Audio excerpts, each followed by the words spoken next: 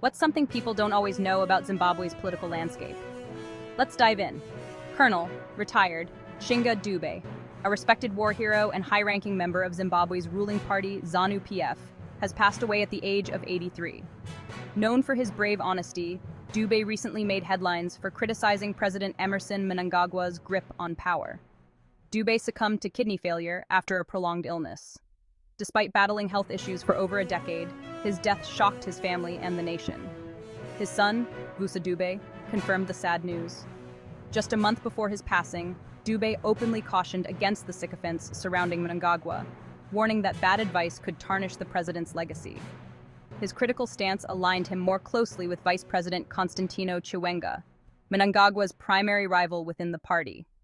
As Zimbabwe reflects on Dube's contributions to its liberation and political landscape, many anticipate he will be honored as a national hero. His legacy as a war veteran and outspoken leader will continue to resonate. Thank you for tuning in.